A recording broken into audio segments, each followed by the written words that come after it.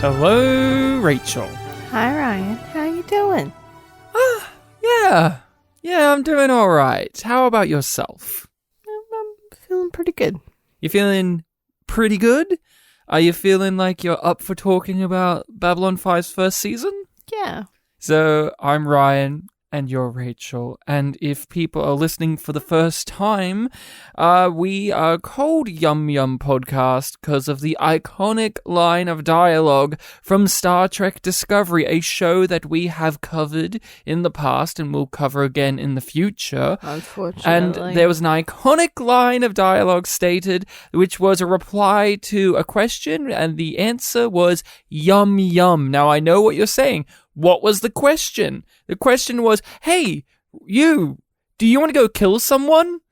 And in a modern show, this lady threw her hair back, licked her lips sexily, and replied, yum yum, for no other reason than the writers thought it was funny and sexy to do so. And oh, how far we've come. But we aren't covering Star Trek Discovery, we're covering Babylon 5, and we have finished Season 1 of Babylon 5, so we are here to sit down and talk about that first season, go over what we thought about it, talk about the high points, the low points, the characters, the themes, so on and so forth, give a recap. Of course, this is a spoiler podcast since we are rewatching Babylon 5, so if you have not seen the show before, especially obviously the first season of the show, we recommend that you do, and if you really want to hear our in-depth thoughts on bits of things in the season, go back to the episodes. We've covered every single episode of it, and there's hours and hours worth of us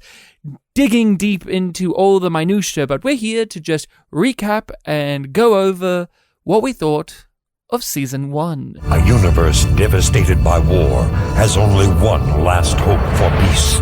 Space Station Babylon 5. Tell us about your history and relationship and dynamic with Babylon 5's first season.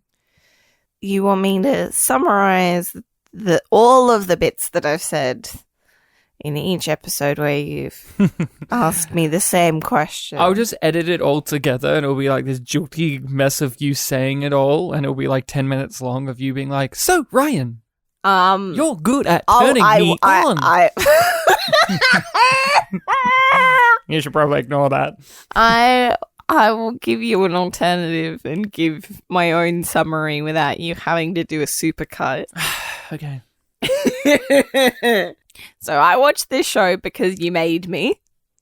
Fairly early on in our relationship, I started watching it alone for like maybe the first 4 or 5 episodes. Can't remember exactly. And then we started watching it together. And I fell in love with the show definitely by the midpoint of this season. I was very attached to characters and interested in the world. So my history with this has been, as we all have heard in previous episodes. No. It's mine, Rachel. It's my life. But I want to do my a dramatic reenactment. No, it's my story. People have heard it if you've listened to the podcast before, so I won't drone on too much, but I grew up with the first season in isolation because of the release of the DVDs were so far and few between, so I had this on its own for a few years, so I've watched it from back to front several times, and I grew up in a rural country town in Australia with limited internet access, so I wasn't looking at what people thought of this season. I only knew my family who have watched the show, and we all liked the show. So I enjoyed the season, and then when I watched the other seasons, I still enjoyed Season 1. If any of the seasons I've ever had problems with, it's the 5th season, which isn't an uncommon opinion. And even that, I have some positive things about that particular one as well. But I grew up, eventually got to be able to watch the entire show, watched it several times, and then as time marched on, I came to understand the viewpoint that many people bestow, that is the almost Star Trek viewpoint, which is, oh, the first season is bad, but once you get past that, then it's good. Or, oh, they had this Commander Sinclair character who was bad, and once he leaves the show, you get Sheridan, and the show's great instantly, and it's always awesome. And so there was this real dismissive quality that I came upon with season 1, and it made me question if I have been blinded to the faults of this first season. So over the years of rewatching it, I have been trying to be more critical of this first season, and people have heard us be critical of it as we went along with our episodes. It's not perfect. But I wouldn't say that it is as bad as it's been led to believe. If you're a first-time viewer of the show and there's someone telling you to skip this first season, I would argue that they're not a real fan of B5 simply because this is a series in which lots of things call back to the first season. Lots of emotional high points call back to this first season, and you are being robbed of that by people telling you to just skip this out. And if you listen to them. And if you listen to them. And that's me being a bit hyperbolic, of course. People are very emotional when it comes to these things, but when it's compared to first seasons of other science fiction shows, this is a higher season standard. 1 of TNG. This is not the same thing. I would argue it's also better than DS9's first season as well, and that may be a controversial opinion. It's been a little while since I've watched DS9's first season, but I have always enjoyed this. I've always liked it. It's never been my favorite, but it has never been my least favorite. And I enjoyed the half-half of episodic and serialized that it had. It was fun. It had a good balance of that. It didn't just feel as if there was only 2 or 3 episodes once in a blue moon that were the connecting tissue, lore, grander narrative in episodes. The last 4 episodes, it's like, we have a series! We have a series that we're trying to get you ready to see the next season of. No, they don't do that modern TV trick as overtly either, which is something to point out. And I just adored the characters. Like you, I adore these characters. Season 1 did a really good job of establishing a good plethora of them. Ivanova is wonderful in this season. I love Londo. I love Jakar.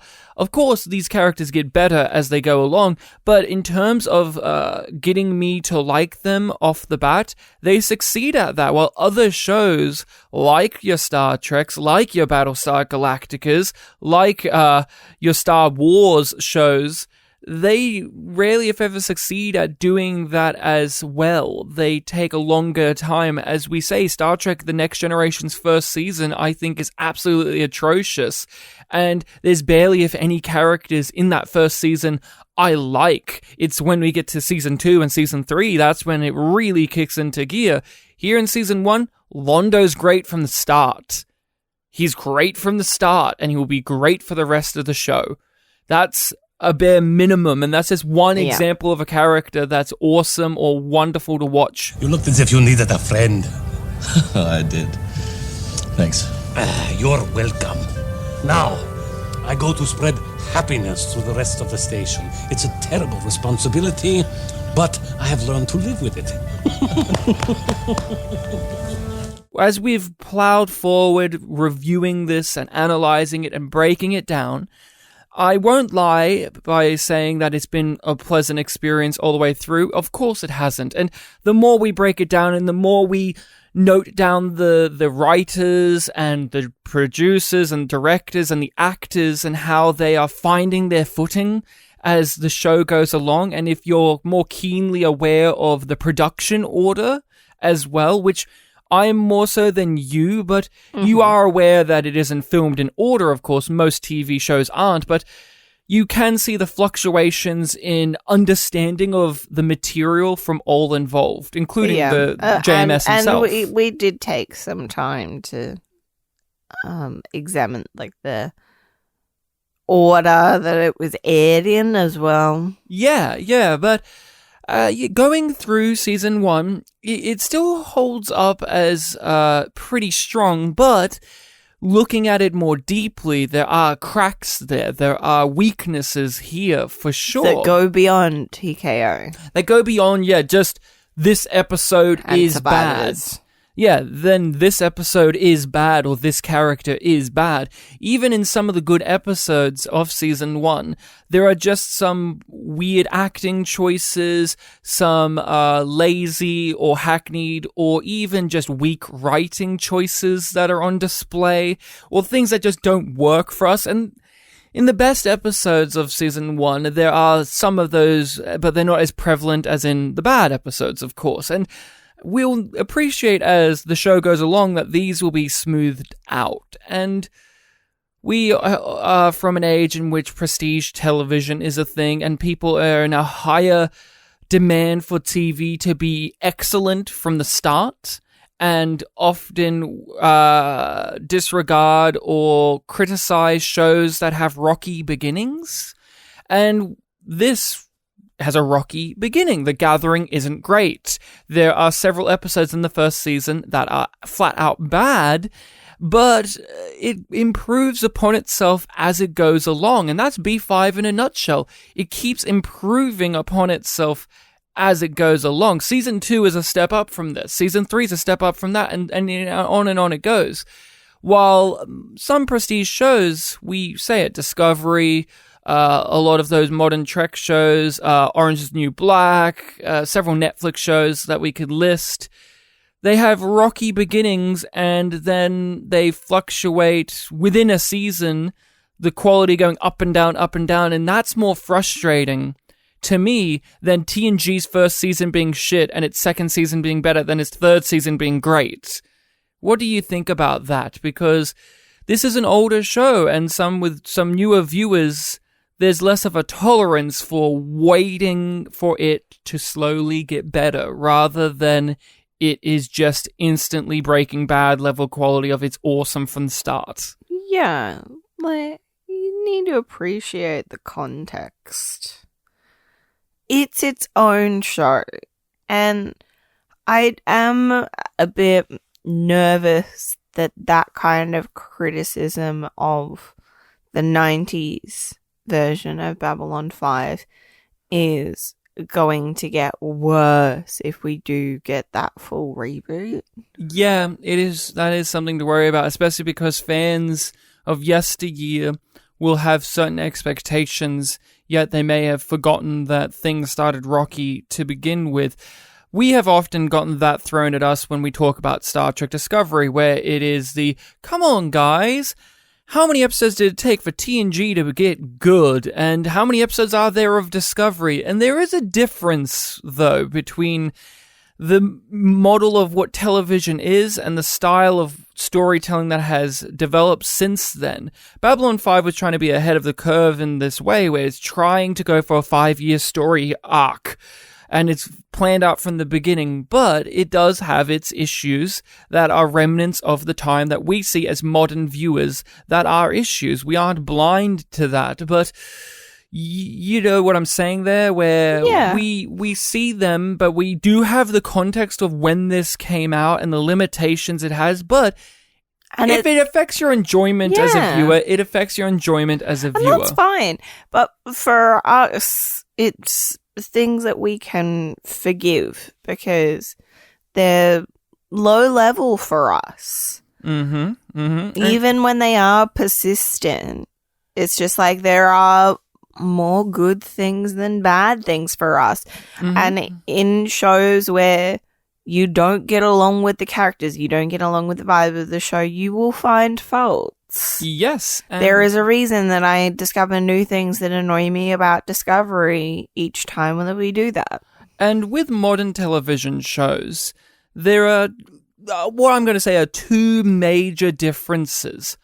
Lengths of seasons, for the most part, which is why we get episodes like TKO, which is why we get episodes like Survivors, because you have to reach 22 episodes. So there are going to be some episodes of TV shows from this era that are just shat out, or they are just half-formed, or half-baked, or they are the cheap episodes. Oh, this is the episode where we use minimal sets, we reduce our cast, hey, let's bring David Warner in, and there's that. Well, modern TV, they cut it down to 13 episodes, or 15, or now Star Trek Discovery's, I think, 10 or 11 episodes now. And the other difference is most modern prestige shows are heavily serialized. So that fluctuation in quality or waiting for the quality to get better is a little bit more infuriating because this is supposed to be a fully formed story. Well, when you're watching a TNG season and there's half the episodes are shit, well, those are just one-off episodes that you can just not care about. While if you're watching an episode of a modern show, you're putting a lot of emphasis on each episode mattering so that when we get to the end, it all feels like you didn't waste your time. Babylon 5 rides that middle, it's riding both worlds where we have throwaway episodes, but they throw in little things that make them matter. And there is a frustration with season 1 when it comes to that, where you are watching it and you see that it's touching upon something. Stay in one camp. Yeah. Like, it's just, like, you want it to, but you also, like, when I say you, we are like, well, he couldn't push it that far. JMS couldn't push it fully into the serialized thing because that was too far from what audiences and the network. Or maybe he himself as a writer. Yeah. And that's why people love season 3 and season 4, in which most of the filler, most of the fluff, most of the weird stuff is ejected. There's still bad episodes in those seasons, of course. I mean, Grey 17 is missing, for example, in season 3, or the King Arthur episode is another one. But it is that thing of, we have the patience for the shows to get good from these eras because we do have that context of they had longer seasons, so they had to have shitty episodes.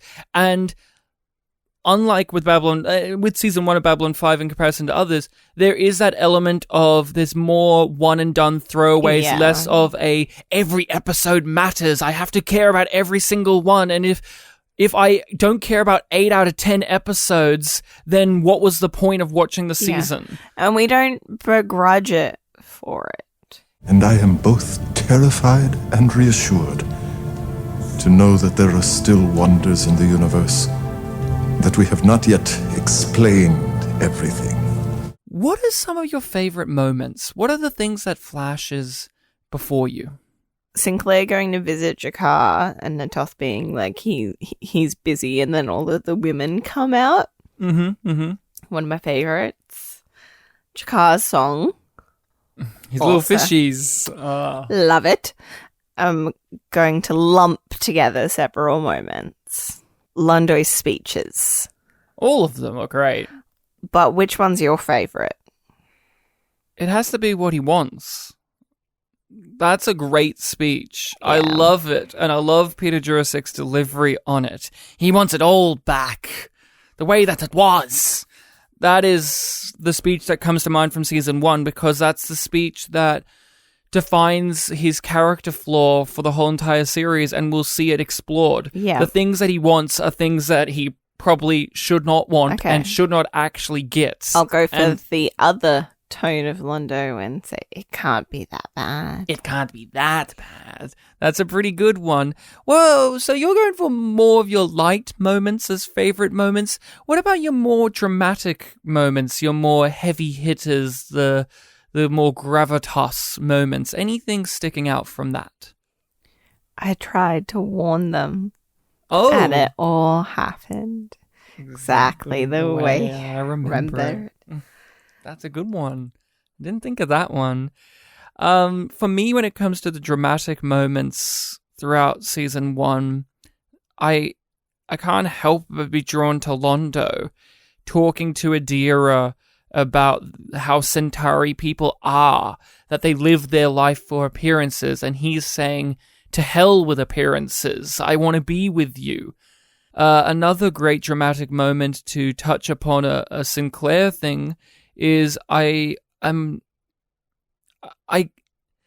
it's really tough because there's actually quite a lot of great moments from Sinclair, because he's been the character we've been drilling down on this rewatch a lot, but it has to be In the Sky Full of Stars, in which he is fighting against being interrogated, and he has that whole entire speech about how you weren't there, you didn't see those ships, and how he explains and almost in a therapeutic manner, but also a defying one, talks about how he was willing to kill himself. And he was willing to die because he knew that the rest of humanity was going to be wiped out by these aliens, and then they weren't. That was a really powerful moment, and it was one that made me appreciate Michael O'Hare's performance in this series a lot more than I think I've given it credit for in previous watches of the show. It was one of those speeches in which I nodded along going, now this is why they hired him as this character. And it was, his voice, his tears, his anger, his relief, all of it was there, and it was a very strong moment for that character, and it was one that made you side with him more so, because up until that point, a lot of his character traits were he's this smiling, nice guy commander who's just trying to do the right thing, and he has some dark underlying things to him, but this was the episode in which they opened it up, and we got that speech, and it was really something that has stayed with me throughout the entire show. You say we could have won, but you weren't there, you didn't see them. When I looked at those ships, I didn't just see my death. I saw the death of the whole damn human race. Then why did they surrender? I don't know. Maybe the universe blinked. Maybe God changed his mind. All I know is that we got a second chance. Some funny moments for me that stand out too. Some of my favorite moments. I love when Londo gets on the table at his religious ceremony and he's going through all the gods and everybody's cute, even you in an annoying sort of way. And for Mbryo. And Mira Falan as Delenn, her reaction of absolute surprise and shock, Claudia Christian laughing in the background, Jerry Doyle trying to keep it together, the table shaking. In purple, I am stunning. That scene is the standout funny scene to me. It is in the opening credits. I've referenced that lettuce. Yeah. A lot. Oh yeah, where in that scene, not when he gets on the table, but before then, Delenn's just inspecting lettuce because she doesn't know what it is. That is a favorite standout funny moment. It's hard not to pick Londo moments. A little background moment, and another one of like just the actors being the characters but not drawing attention to it. Jakar swapping the fruit because he thinks it's poisoned. He's like, I'm not risking it. A funny moment that I also want to point out is Zathras. Every line he has, but he is a very fun character, and a lot of my favorite moments of season 1's particular nature of being strange yet familiar is with Zathras, because we are familiar with these time travel stories, but it's presented so strangely and without giving if any answers, and Zathras is this big question mark, but he's memorable because of how funny and strange he is, and he brought a lot of my favorite funny moments with the clicking and the pointing and the if you take me, I'll die, if you leave me, I'll die, either way it does not turn out well for Zathras, the hoping that they build a statue to remember Zathras. He is one of the funniest and most memorable of those guest star performances, and I have to mention that in my favorite moments because when I do think back on season 1, I think back on Zathras. He's one of the first images that flashes to my mind. Like, Babylon Squared is a huge episode, and it is one of my favorites from this season. Although we shit on The Gathering, another favorite moment of mine in The Gathering that has actually been Good eating to you. No, that has been popping up in my mind over the last few weeks has been Beep Beep, the Beep Beep, because they planted, Sinclair allegedly planted the stuff in Jakar and Garibaldi beep beep at him, and I've been thinking about that. That was one of those humorous moments in The Gathering that when you look back upon it, it's one of those gags that would have that rings true because it's the style of humor we would see in the show. Of course, Ivanova is God. Yeah. Is that the Ivanova moment of the season? I think so. She has so many fucking great moments in this season. And I always love, like, I love that whole thing that she does 'cause it's great. But the little apology to God at the end, I think it's just a cherry on top that makes it for me. Yeah, because a lot of our human characters are really dorks.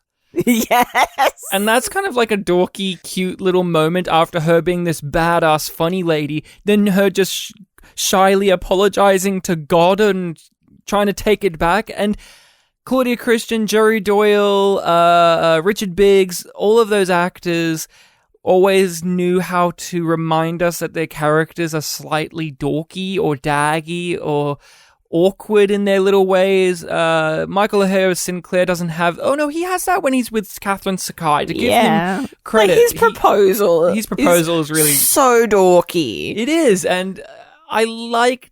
That's a... You know what? That's a moment that does stick out, maybe because we just watched that episode, but it's a side of Sinclair that as I expressed, I wish we saw more of throughout season 1, and we needed Catherine Sakai to be the avenue for that to happen, because that side of him wouldn't open up for the command staff characters or the ambassadors, just like how that side of me doesn't open up for my friends. It opens up for you because you're my wife, and so like I wish there was more of that, but that's a good one. And of course, Jakar is in this show. And almost every scene with him is pretty memorable, but... There's a reason that I started off just by listing a bunch of Jakar moments. But I think him and Londa yelling at each other at the elevator, at the lift.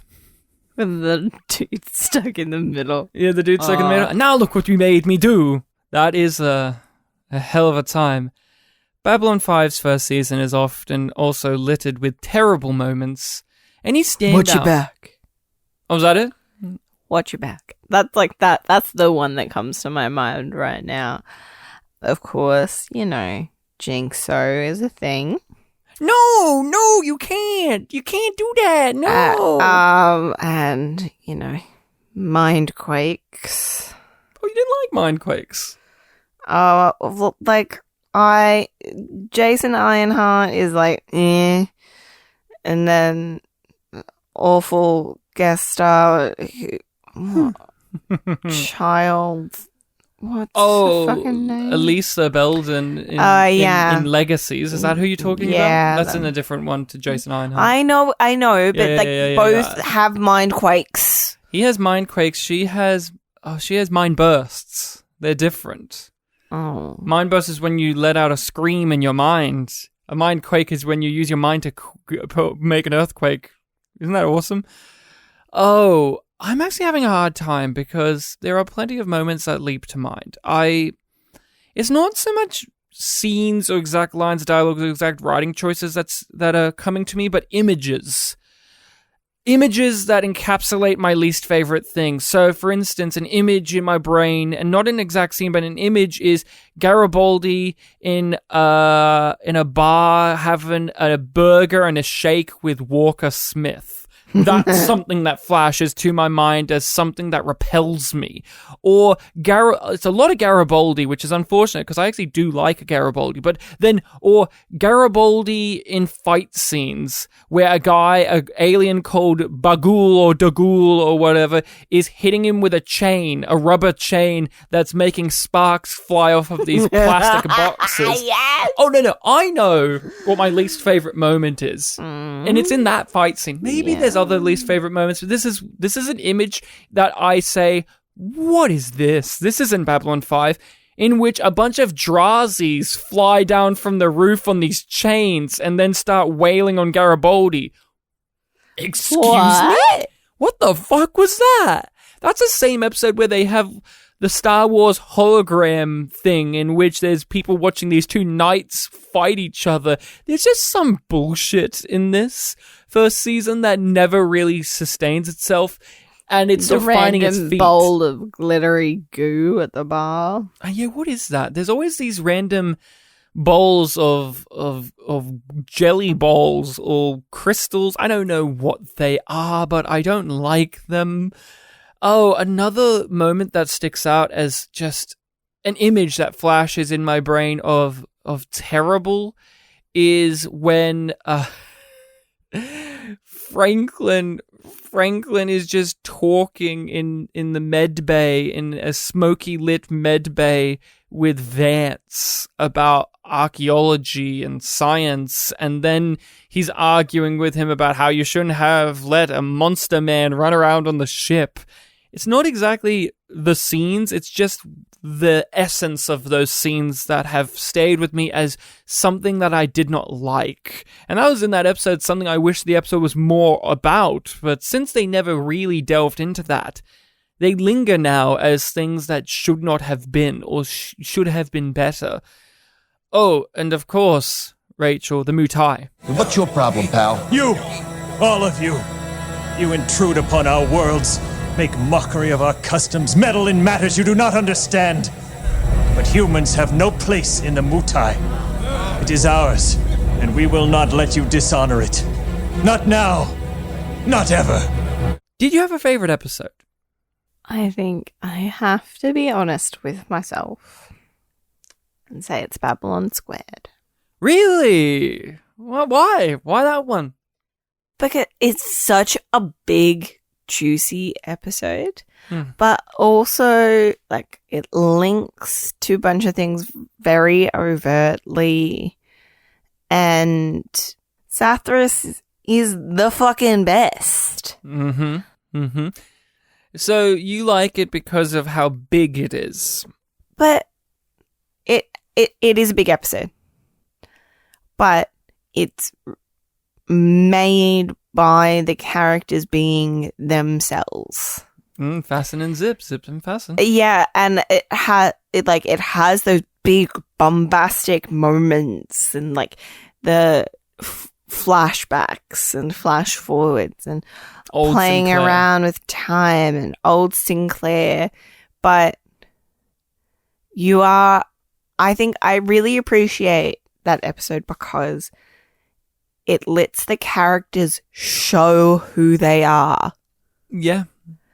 And it's in a situation that, like, no person can understand. Like, we can't be like, oh yeah, that's like that time that we did that. Like, it's beyond our realm of understanding, but we understand the world and the characters so we can connect to it.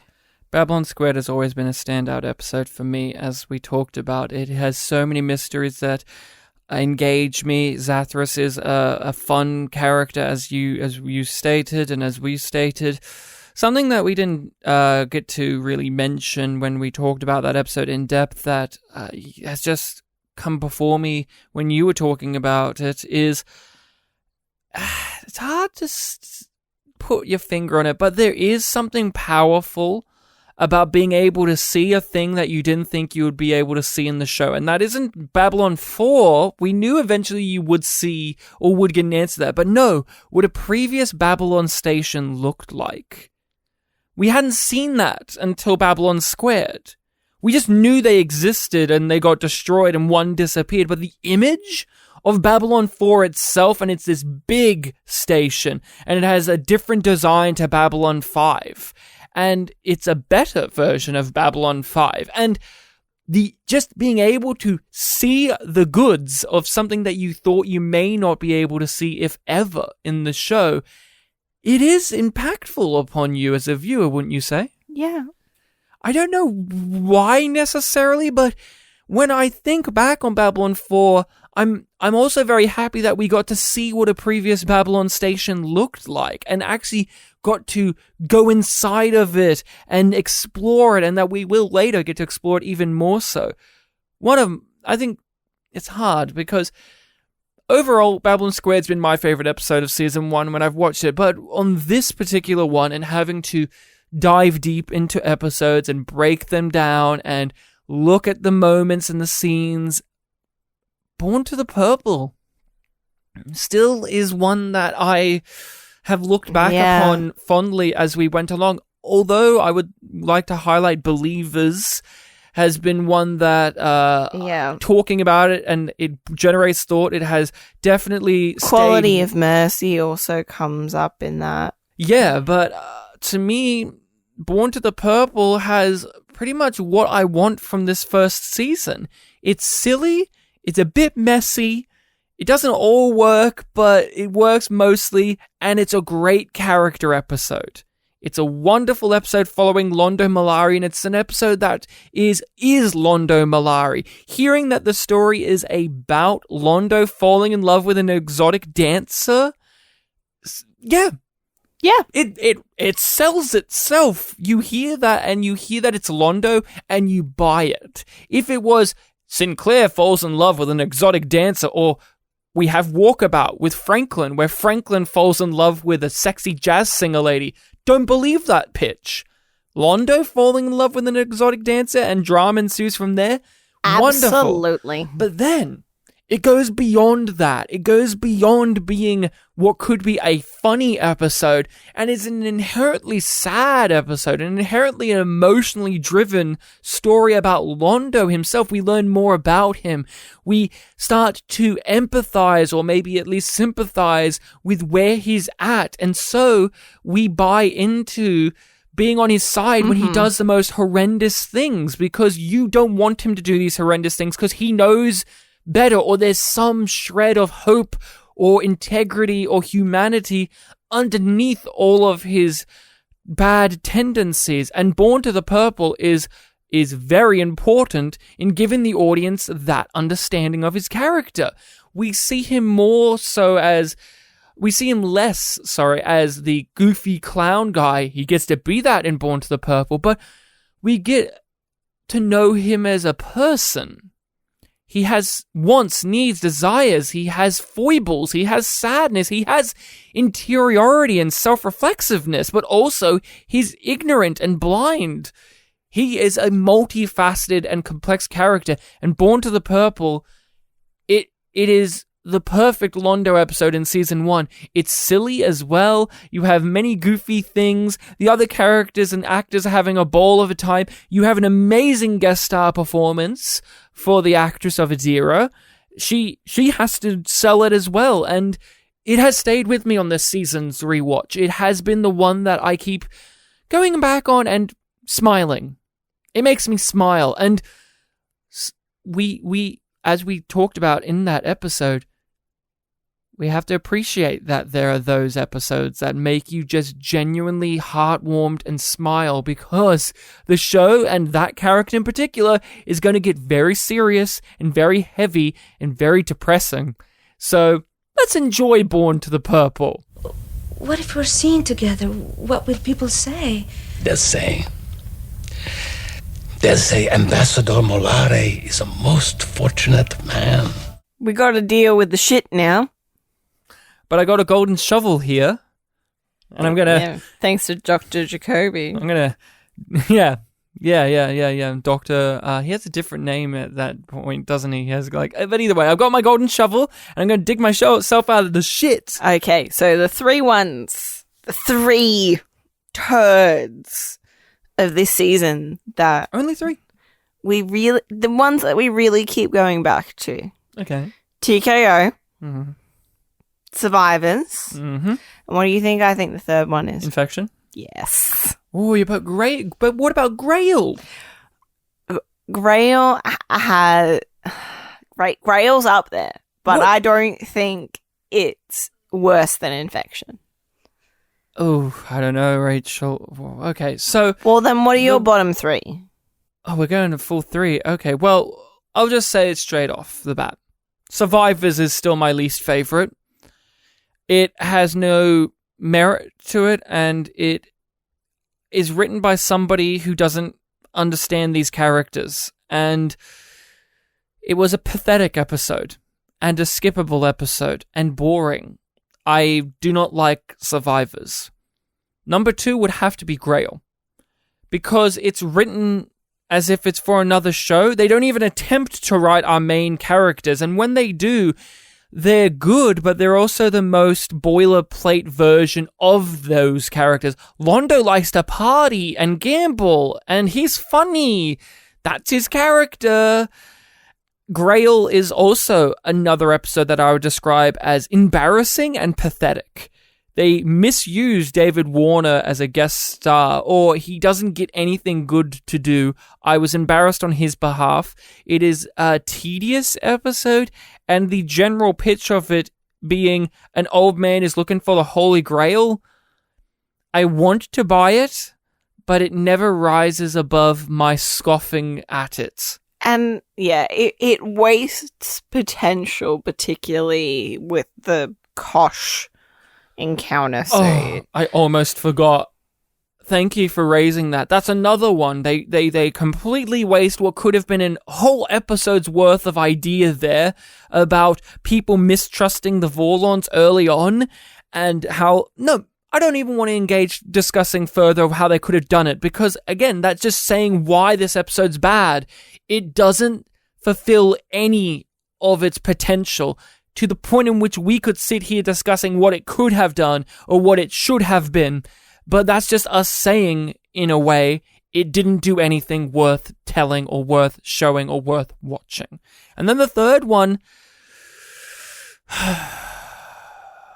yeah... You don't want to say Infection? Infection's there. But, I have a different contender that we haven't mentioned. Yeah. Because I was a bit half on it when we watched it. But it's gotten worse as you thought about it more? Or it's just... The War Prayer. The one with the Earth First group. And Ivanova's gross ex-boyfriend character. I've forgotten about that episode. Exactly. So that says a lot. That says a lot. As bad as TKO... TKO is probably a worse episode, but there was things I think I liked more of the elements of TKO than I liked more of the elements of the War Yeah, I have fun shitting on TKO. And the War Prayer has my shoes are too tight. It's not to say that there isn't anything in there, but when I'm looking back on it all, they gave us a bad Australian. He was an actual Australian, but he was a bad guy in a terrible sweater. Unforgivable. Unforgivable. The one time they get an actual Australian actor as well to play an Australian character, and they make him a xenophobic guy with ugly fashion sense.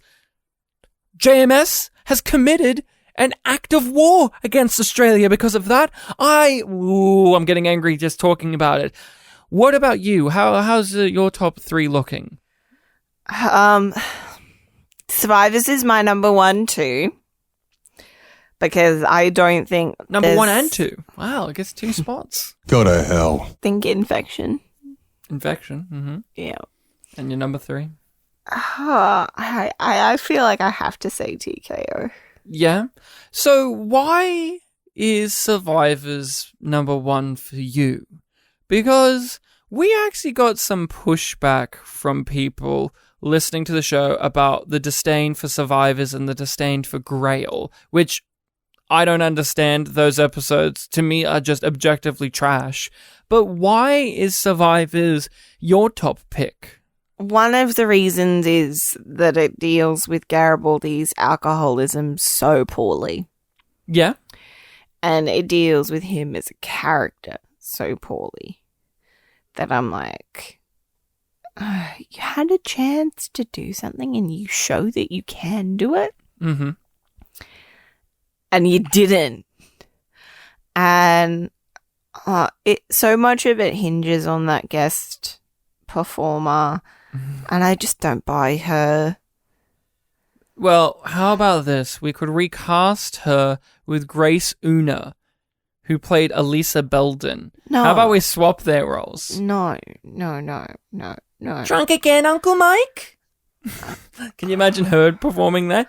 I can, and I don't want to. I hate you for putting that in my head. You've... What? Do we need a break? Because I need you to tone down the YYE, please. YYE, which is Yum Yum Energy. Infection is in your list, which I understand, but I didn't put it in mine because there were some elements that I enjoyed. The Sinclair PTSD angle, although it was shoved in there, it was a good scene and sequence of events, but I get it. Infection is just a Star Trek episode done poorly. Stupid monster.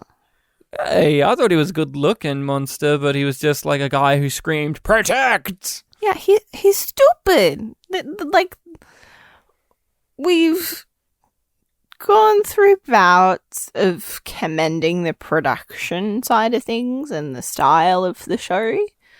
And, like, considering how minuscule of a budget they had, they do a great fucking job at populating this world. They know how to use their budget. Including the infection monster. Yeah, they know how to utilize their small budgets, and they will get better at doing so as it goes along. I'm trying to think if there's any other standout poor episodes. I guess I cannot forgive the A-plot and TKO. Just because Walker Smith says, "Watch your back, Garibaldi," means it isn't. It doesn't mean that it's good. It's out of place. I don't care if, MMA or whatever was popular at the time. Doesn't matter. All these years later, it's shit. I don't care what the context for that was at the time. And no one did at the time because this episode was panned when it came out. And it's still panned now. It just doesn't work. Walker Smith is not a character. Garibaldi has nothing to do. And it's invading a otherwise emotionally poignant story about Ivanova. In the reboot, they should remake TKO and actually dedicate it to being about Ivanova, not about fucking Mutai. Ugh. This is not up there in the worst episodes, but I do think we need to acknowledge the two-parter and how we didn't really enjoy. I enjoyed the second part far more. Both parts, I still stand by, it should have been condensed. Yeah, and again, the show learns. Yeah. They rarely, if ever, do another. They only do one other double-parter, directly part 1, part 2. And I want to stress, there is a style of part 1, part 2 episodes in comparison to what Babylon 5 will do, which is they'll have a string of episodes that are one after the other, bleeding into each other, but there is a distinct style. We saw it with this, where Garibaldi has a plot in the first half, and it gets resolved in the second half, but you could tell it should have only been in one episode. When we get to the breaking away from Earth, for example, that 2 or maybe you could argue 3-parter, Londo has a story in one of those episodes about his prophecies and all of that. They didn't stretch that over all 3 parts. It's in one singular episode, and that's a weakness that this show doesn't need to do those 2 parts. And when it does, the next time, it's for a really fucking important reason. Multiple important reasons. One of which is saying goodbye to the former protagonist of the show, which in itself would have to be more, you would want it to be more than one episode. Here, you're right, it's a weak double-parter. Disappointing. Because I was looking through and I was like, okay, we've addressed the survivors, TKO, infection. Because on season recaps or wrap-ups of Discovery, I'll often go through the list and ask you to try and describe the plot. Mm-hmm. But I could do it with every single one of these pretty easily. So I was just like, are there any other episodes that I forgot about? Because I genuinely just forgot about the World Prayer existing and what's in that episode, because I'm not nearly as versed. We're both professors of this. But I was just like, we should acknowledge that those 2 episodes we don't think are bad, but they don't work as well as they could. No. And there are various plots within this season that also applies to. But overall, there's more good than bad. We enjoy the world. We enjoy the characters. And the parts that we don't like about this season are when the characters aren't true to themselves and when our attention is being dragged away from those characters and put on other people. Take care, Jigsaw. Thomas.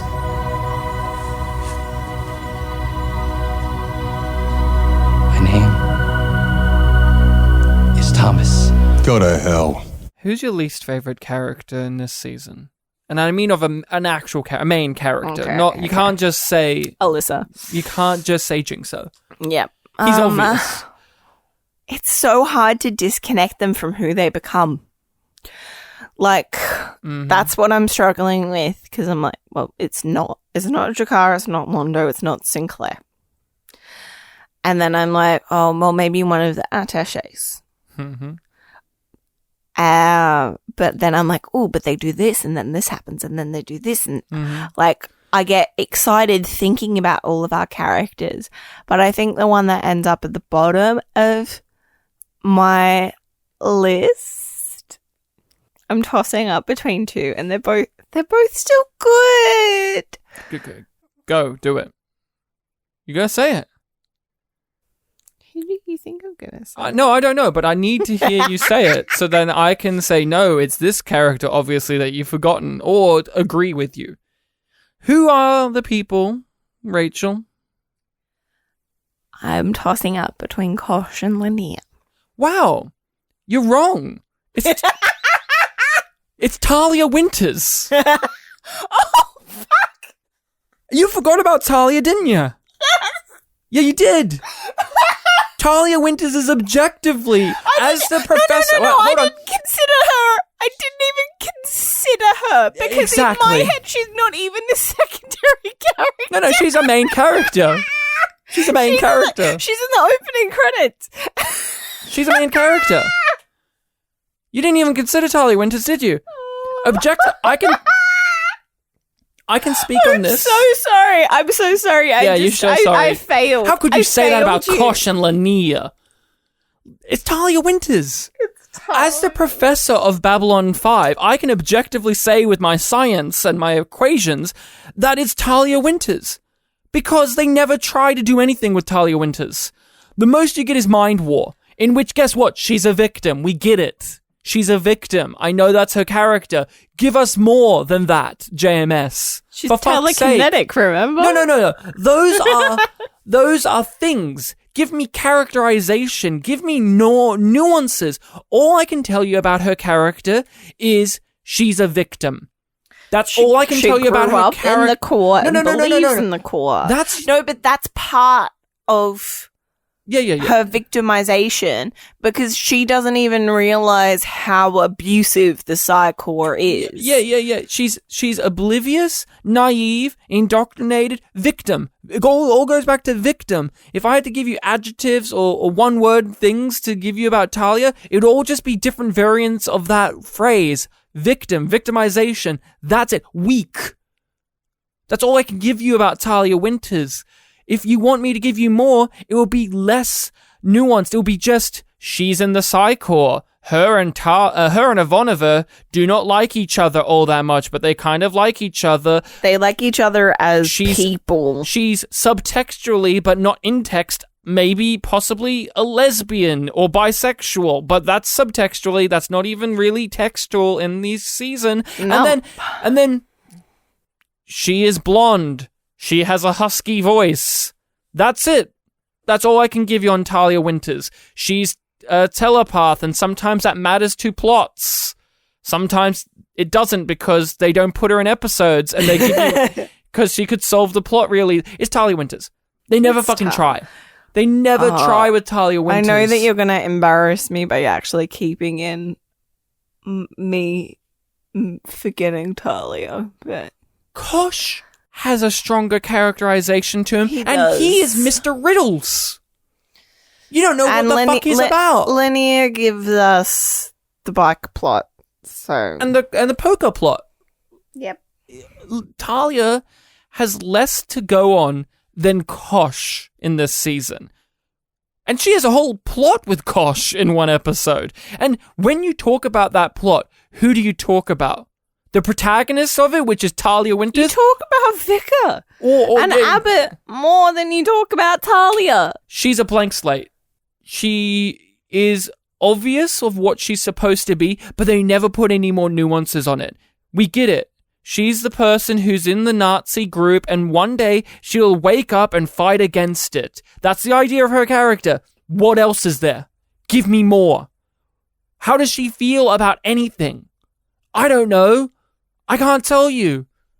And then to even bother trying to say who our favorite character is in the season, we will, but putting her against whoever our favorite character is almost like a punchline to a joke. It would be like Londo and Talia walk in a bar. Who would you want to spend more time with? Yeah, Londo, the guy who uses his penises to cheat at cards. Of course I'd rather hang out with him than Talia fucking Winters. And this is a character I want to like. Because there are people who do like Talia Winters. And I get why they like Talia Winters. Because she's representative of something that never got to happen. But I can't get on board because they don't give her anything to do. I don't even have fault with the actress. I think the actress does okay to reasonably good when given material, but they don't give Talia anything. I do love the lift moment with Talia and Sinclair. Yeah, and it's funny because of Garibaldi. Yeah. Because it's funny because that's what his character would do. Yep. And what's the joke there? Oh, Talia's the victim of Garibaldi's pranks and misdeeds and perversions. It seems like every time I get into the tube, Mr. Garibaldi's there. It's like he knows. Talia, Mr. Garibaldi is many things, but he's not omniscient.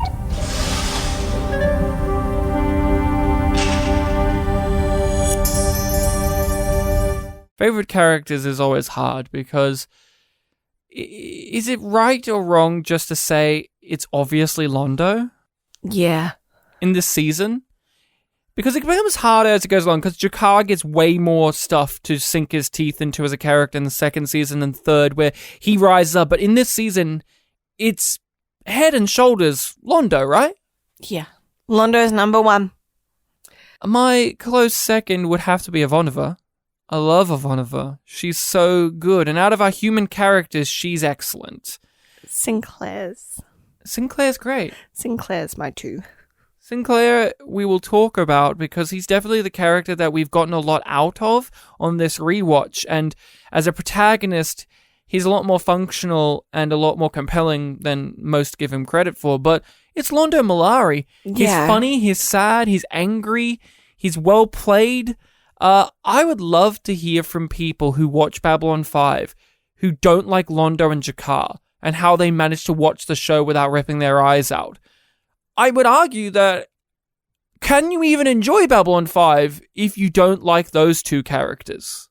It's an ensemble show. Yeah, but I don't think so. Because I can understand people who watch Star Trek and they don't like Kirk or they don't like Picard or Riker. There are those characters. I can understand how people can still watch it because they like Data and they like Worf. Well, Londo and Jakar are such pillars of the quality of the show that I would actually really like to hear a compelling point of view of people who don't like those two characters and yet like the show. Yeah. I don't think they exist, by the way, these people. No, I don't think you can make it through, particularly season 4, I think, would be the toughest if you didn't like those two. Yeah. We have had our actors spotlight section on the show.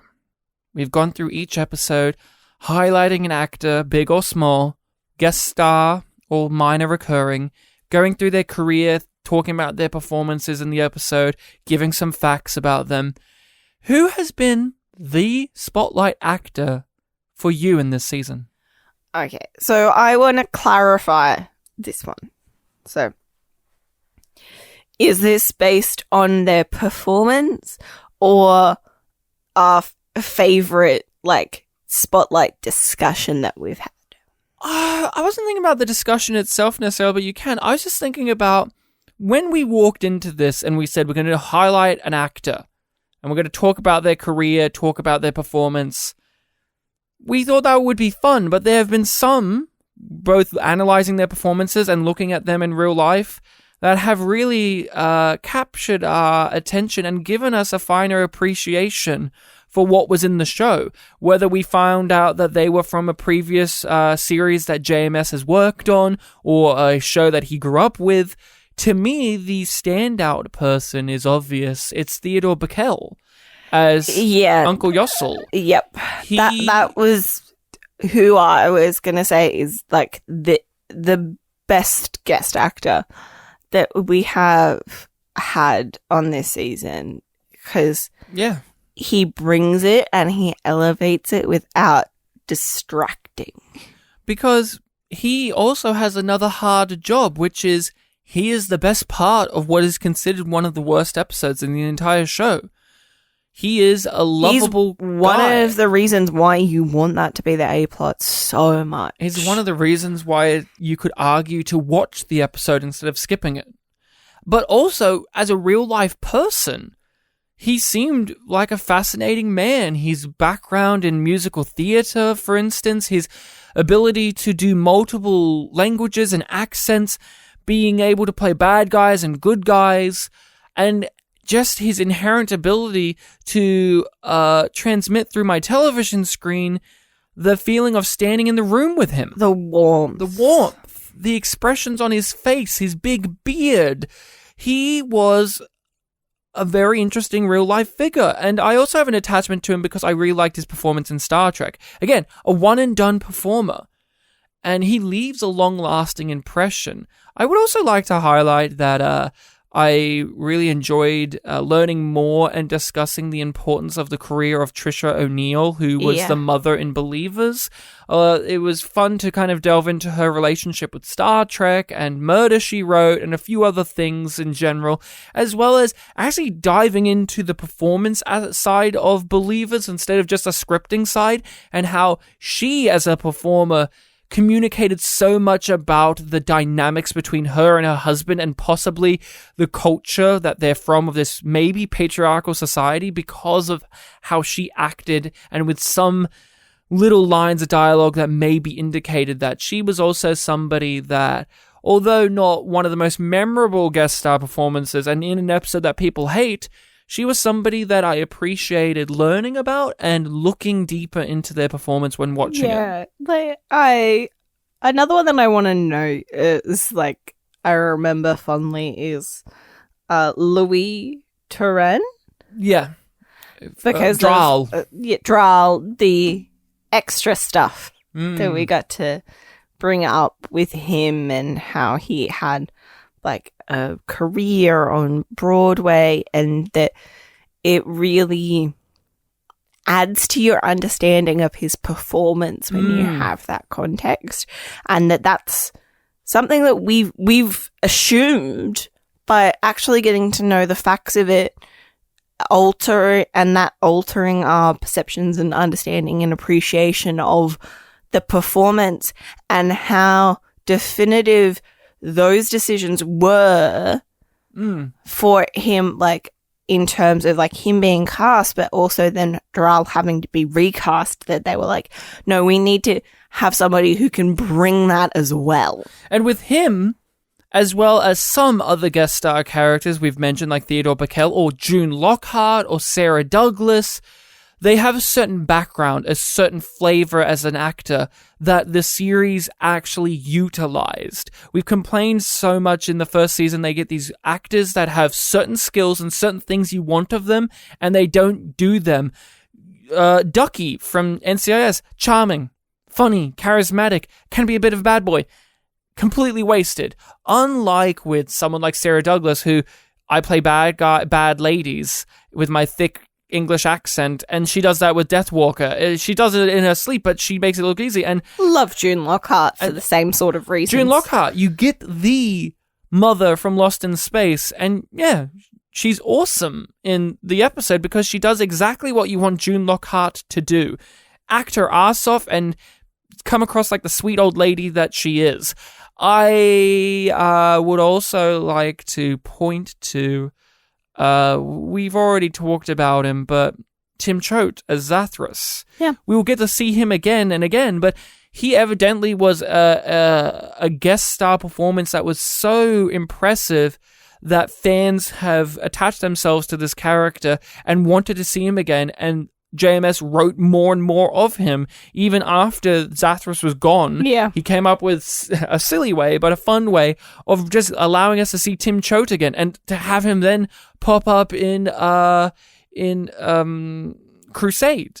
Mm-hmm. Obvious choice, but something we should also just mention, Tim Choate is another great example, but to me it's Theodore Bickel. Yeah. He was everything I wanted him to be on my rewatch and more. Then the tragedy is greater than I thought. Without forgiveness, you cannot mourn, and without mourning, you can never let go of the pain. I have to go on duty. You cannot run away from your own heart, Susan. Not even in space. What moment in the show is the Yum Yum moment, or what we would describe as the standout silly thing, or awkward thing, or what the fuck moment, I guess? What is it? I don't know if it's the one, but it's definitely one. The final Watch Your Back Garibaldi has a good amount of YYE. Yeah, it's YYE for sure. It's a tough one, isn't it? It's easier when we do Star Trek Discovery because they're filled to the brim. Can I give you mine to help warm you up? Yep. It's the one to me. It's what I think of when I think of the silly writing of season 1, which is, Commander, have you ever wondered what happens when telepaths make love? Yes! I know what you're going for. I know what you're going for there, but I can't not laugh at it. Especially with her husky voice, which already adds a sexual quality to the way she's talking in that scene. But I don't think she's supposed to be so seductively saying it. And the music as well. All of it comes together. Commander, have you ever wondered what it's like when telepaths make love? Okay. And it comes back to Sinclair, and even he is like, where's this going? You're right. Where is this going? And the whole entire speech. But that specific line, she might as well licked her lips and said, Commander, yum yum. It was ludicrous. I love it. I love it, but it's so out of left field for me. Oh, yeah. I don't think I can top that. Yeah, a lot of it can be... Let's go back to Talia Winters, if you want the silly things in the show. I'm trying to think of another YYE or Yum Yum moment. Oh, there's a line in amongst when she's explaining how horrible it is to be in somebody, like, in an alien or a criminal's mind. Mm-hmm. But another one, it was so cold. An alien? Oh, any Elisa Belden moment was the Yum Yum moment for sure. She was pure YYE. Oh, I liked when she said goodbye as if she was an NPC that you walked away from and they just cut off the line of dialogue where she's like, I think I can go on my own now. Goodbye. I think I want to go the rest of the way by myself. Goodbye. There was something in the season. I remember in one of our discussions that I described it as one of the dumbest things. Oh, Nagrath is just the Yum Yum thing. I was leaving him for you. I don't know what the goal of Nagrath was from the script writing phase in terms of, I want a space gangster. Okay, cool. And I wanted to be a big praying mantis. Yeah. It just... Because other aliens and it never exist. worked. And it just never worked. It just never worked. We all mock it. We all make fun of it. Because it was designed to fail. Just like Warren Keffer. Designed to fail. Deuce. Oh, Deuce. Oh, don't get me started about Jinxo. He's the Yum Yum actor. Tom Booker. He's the Yum Yum actor. He gets the Yum Yum prize for this season. He's the most what the fuck thing. I don't know what he's... I mean, Elisa Belden, that actress, the Grace, I don't know what she was trying to do either, but that is the Yum Yum moments for us. I'd love to hear what other people's moments of like, what the hell was that thing they're trying to do? Looking over this season, I was trying to determine what has changed the most upon this rewatch and forming a podcast and breaking it down and analyzing it and critiquing it. What has changed the most for me? And what has changed the most for you? For myself, it is a greater understanding of production. And I learned this not from reading the Lurker's Guide or listening to commentary tracks, but actually watching and noting down things. So, for we instance, were much noting more down... attentive Yes. in our viewing of this because there was a specific purpose beyond enjoyment. Yes, and it made me appreciate things more. So, noting down certain directors and certain writers and being able to tell from the actors' performances roughly what timeline of events was happening in terms of the show's quality. So this episode seems like it was filmed in a vacuum so that they could put it in anywhere, or this certain director doesn't get the show, so they're doing these things, or this writer doesn't get the show, but also that in the flip way of appreciation of the show's ability to get these things correctly. The actors who do get it, the writers who do get it, the directors who are on board. It made me, the production, noticing that people like Janet Greek was a really great director and that they will use her again and again as it goes along. I was really noticing that on this rewatch of JMS gets better as it goes on. He isn't just instantly perfect like how most people would think he is, or even myself when I look back of, oh yeah, JMS is always hitting it out of the game. No, he isn't. It takes a while, but he finds his stride as a showrunner. Everyone involved is learning in this season. That's JMS such a great way to put it, honey. JMS may have planned this out and written a show Bible and all this stuff, but that's different to actually sitting down and creating the characters and seeing the actors breathe these characters to life. As well as the actors learning what JMS is wanting from them as well. It's appreciation of that is what I've really come to with this rewatch. What about yourself? What has changed? What is something that's come to the light for you when revisiting it and having to break it down? I think I appreciate so much more where they decide to put their money and the way that they balance things. Because it's like, what adds to the world, what adds to the story and needs to be here is here. And it counts. It matters. It's not just, we need to populate that area because we can't just have a blank set. They have extras in this show. It is guilty of like, we need to put something there. Let's put some boxes there. Like that just happened. Or neon lights. Yeah. Like that. Now that's just a thing. But it really, it feels like it's a world that's already existing. And will continue to exist and people continue to have their lives between plots and between episodes. And that is not something that every show manages. That's not something that every show cares enough to do. But right from the outset, sometimes to its detriment, Babylon 5 is part of a world. That's it. It's a part of the world. I think we need to stress too, we haven't done this enough, is this first season exists, right? In a time in which everyone's trying to capture the sci-fi zeitgeist. Star Trek is in full swing. And it managed to make it.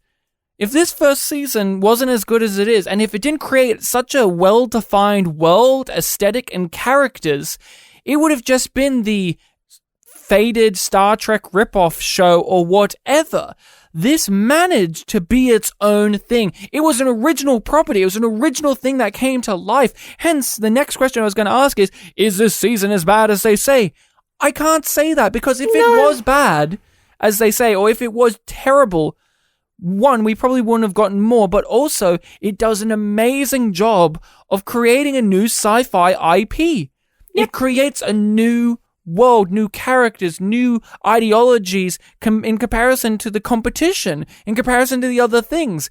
We often hear, Star Trek and Deep Space Nine, the comparisons, blah, blah, blah. There's many comparisons, sure, but they are very different in their executions. Star Trek Deep Space Nine is very different when it comes to how it approaches fascism or how it approaches religion in comparison to Babylon 5. But even on that basic level of Babylon 5's characters, Babylon 5's look, Babylon 5's questioning of the status quo and the government, its ability to leave you with tough questions unanswered, whether they be the big plot ones like Babylon Squared or the general ones of, was this the right thing? Yeah. Could they have done this better? And also the thematic explorations that continue that you don't get solid answers for, but the show gives you the questions. Again, the foundation for what this is strong to build upon. While we have talked about with some other series, and not just to say modern Star Trek, but other series as well, they have an okay foundation, and then eventually you build upon it and you realize it was a lot weaker than what it was. Or they had an idea that they sold the series on, and then it doesn't do what you thought it was going to, or what it had the potential to. And we've discussed that time and time again with different properties that we've done our thoughts on as well. And we're older now, but to transport back in time, when I was 11 or 10 years old watching this, and I only had the first season, I didn't know it was going to be this 5-year-long story arc, I knew from just watching this that this was different. It had a bigger game to play than just getting to the next season and getting to 100 episodes. I love Voyager, for instance. I love Voyager, but after watching a first season of Voyager or 2 or 3, they don't have any high ambitions in Voyager. That's one of the main complaints is they had a great setup and they never follow through on in the way that you would want it to. Season 1, it's clear that they have a goal and an ambition that's bigger than other shows of that time. It isn't just going to settle for having TKO episodes all the time. While Voyager, well, hell, DS9, even in its early seasons, it wasn't as clear. To me, when I was watching this, and I only had this season, and I didn't know how it was going to go quality-wise, or if you even going to follow through, as a kid, I got that sensation that this was going to lead to something bigger and something more. That means that it did a fairly great job, or fairly good job, of being an introductory season, to being the opening season, to being the first season, that it had me salivating and waiting to see where it will go, and that this was it had brought me in on a new world.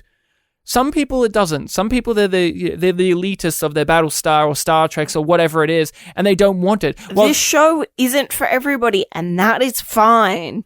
Yeah, and it isn't going too gimmicky either with how different it is. Like, I love Firefly, but Firefly is doing that thing where it's like, I really am going to be a different sci-fi show because we're sci-fi cowboy westerns and all of that, and bounty hunters, and we don't have sound in space, and we're really trying. And I like Firefly. Babylon 5's trying really hard, but in a different way where it isn't too off the beaten path and too gimmicky.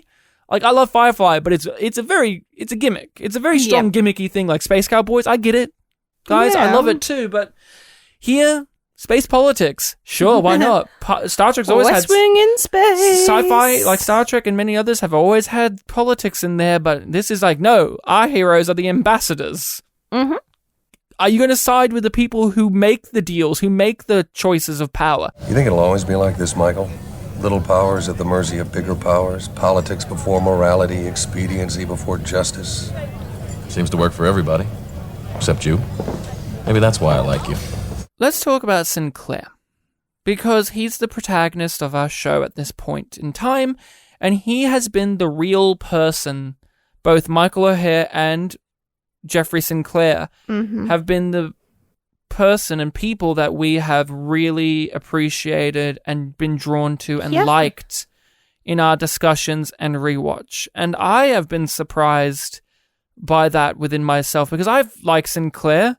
I like him, but to actually sit down and appreciate Sinclair, appreciating Sinclair and just seeing Sinclair, and it's also interesting the way that different people view and understand Sinclair, because a lot of people do kind of feel like, oh well, like Sheridan should have been there from the beginning, or like Sinclair should have stayed for the whole thing, and whether they just feel Like, he's a dull stepping character. stone or a misdirect. And I find that really interesting because I always, even though I knew that he was only in this one season, even from the first rewatch, I was very attached to Sinclair. You would agree with that?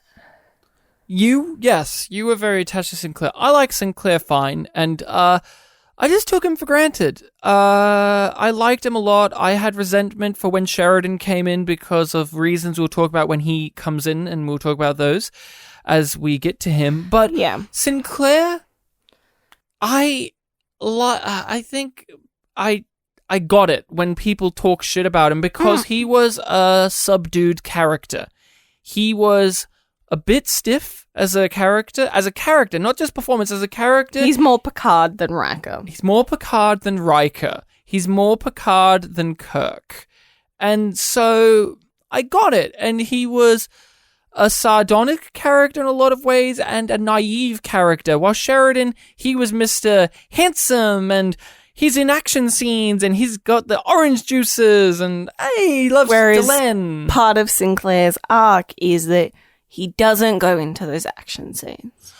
Here's a real truth that I think I've learned over the years, and in this particular discussion, in this podcast, is I was uncomfortable or didn't know how to comprehend having a main character who was suffering from mental illnesses and trauma.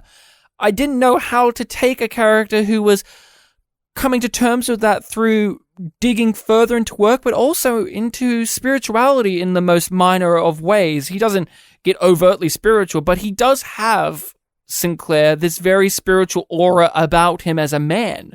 You can see it here, but I didn't know how to grapple with that when I was younger. I was used to Picard got taken over by the Borg and he has a little fight with his brother in the next episode and then he's perfectly fine. But it kept coming up that Sinclair was suffering from PTSD and he was working through it in the way that he knew how, which is to double down on work. Yeah, and still living his life. Yeah. And actually trying to be better. Yeah.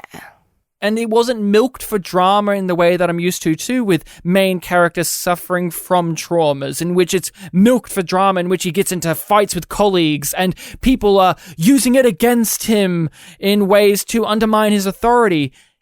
No, he was just somebody who suffered from PTSD. That was a part of his character, and I think that wasn't who he was. I think that didn't become all he is. I took that for granted. And I didn't know how to comprehend that because then we get Sheridan. He's far more of a traditional protagonist character. Things wash off of his back very easily. He yells. He does the punches. He's cool. There was something bizarre to me about Sinclair because he was so seemingly put together, but he was so fragile as a character as well. And he was our lead protagonist man. And he just suffered from here's the hero character. The least interesting character. I want my dirty, gritty, weirdo characters like Londo and Jakar.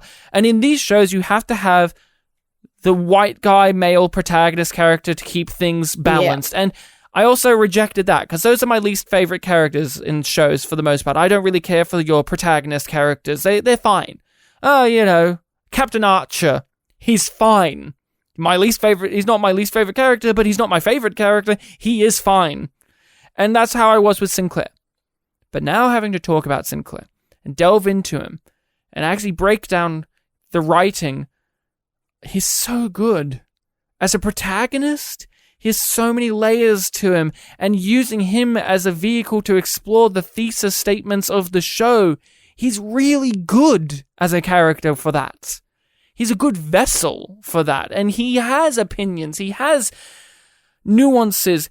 People always think of him as this wooden, expressionless man, but he isn't. He's got more than that. He has expressions, he has contradictions or misdirects. He seems like he would be the guy that would be all by the books, but then He's dirty. He plays dirty. He lies. He manipulates. He does mistruths. He withholds things. Hey, Ivanova, don't tell them that you saw me before I left. Last you heard, this was what Earth wanted.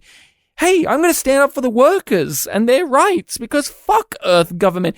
Sinclair had a bad boy streak to him underneath this good guy persona. Sometimes he would make calls that I don't think I would agree with, such as in Deathwalker.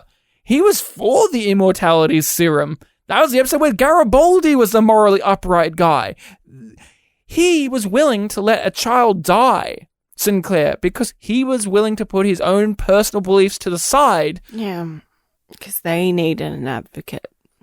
Those are the things I like about Sinclair. He was a good protagonist because he had lots of gears moving in him. And then, of course, his central mystery. On a basic level, you wanted to know what happened. Yeah. But then, once we do know what happens, and we know why they couldn't explore that in the way that they may have if he stayed on, you move beyond that and you just look at the trauma and the characterization of what comes from that event, that mystery for him. Mm-hmm. I don't think I have much else to add. I think you've hit all of the points. Like, I love Sinclair. I love how he is a whole person, a whole character. I love what O'Hare brings to the performance. In particular, the voice. I think the voice and cadence that he has for Sinclair for me, I find him very clearly an authority, but it's soothing and reassuring kind of authority. Like it's his voice reassures me that like shit's going down, but you will be fine. Just follow the things, follow my orders. We will get through this together. Yeah. He's a good boss. He's the boss that I would want, which is I know where I stand with him. I know what he expects of me. And I don't feel he'll listen to me. And he'll give me advice when I need it. And I may not know I need it, but he'll give it to me. But also, he's not shirking his responsibilities onto me because he doesn't want to do them, which I think Sheridan is guilty of. But I would love him as a boss. He seems very empathetic, but okay. One of the things that I want to ask is, when it comes to these science fiction shows, we often talk about the side characters and what works with them and how we're allowed to follow their journeys. But when it comes to a protagonist in this show, what do you want from them, or what works for protagonists of these shows? I do prefer, in a lot of ways, a protagonist who is slightly uncomfortable with their authority. Mm-hmm. That they are aware that they could be misusing it, and that they're always being self-reflexive and questioning, and that they're actively responding to what's happening with their experiences. Yeah. I don't particularly enjoy when it's like, I am protagonist mad. Mm-hmm. I know best, and I always do best. And I am unquestioning and unflinching. Yeah, I agree. I enjoy a protagonist in these type of shows that learn and come up with a solution via the people around them. That's what we love about Kirk. The team. Kirk works because he listens and makes decisions based on the advice given to him by his crew of characters, mainly Spock and Bones. It's not just Kirk going all the time, I know the exact solution to this because I'm a super genius, like Michael Burnham is a lot. And what I like about Sinclair when it comes to that is he makes tough choices and he has to consult his crew of people, and sometimes they're the people he's fighting against. And that's really tough to sell you on because you're worrying about protagonist man. But when it came to Believers or when it came to some Garibaldi stuff, he's challenged, but he's also a guy willing to know when to back down, but when to stand his ground. When it comes to him as a protagonist, I like that he's flawed. I like that he has flaws, and I like that he is willing to admit that he has flaws. The conversation with Garibaldi about his tendency to throw himself into the battles, he puts aside the I'm the commander and I know best, and he puts on, you're right, you're my friend and I should know why I'm doing this, and I don't know why I'm doing this. I like a protagonist like this that has the ability to throw away the chain of command when it's right, and Sinclair knew how to do that. You're the best officer I've ever served with, Ivanova. I couldn't run this station without you. But I also consider you a friend. And as your friend, I'm telling you, it does no good to bottle up your feelings. With Sinclair, an uncomfortable truth to admit is he leaves the show. The actor could not be in the show but due to his mental health issues. But the uncomfortable truth is, over the years, he was, as a character and as a performer, left in the shadows of B5. There's so many elements that I could pull on with that, such as apparently on HBO Max, and I can't speak to this, but apparently on HBO Max, they still credit in the first season Bruce Boxleitner as the lead guy. That's not him. He's not the lead guy. And later on, there will be, the conventions and documentaries and special features in which they talk about the show like Sheridan was the guy that was always there to begin with. And it just further solidified this sensation that Sinclair was unimportant, even though he was. And he evidently was so important because of the relationship JMS had with Michael O'Hare behind the scenes, but also willing to give that character a conclusion. He got a 2-part epic conclusion in which he wrapped up one of the biggest mysteries.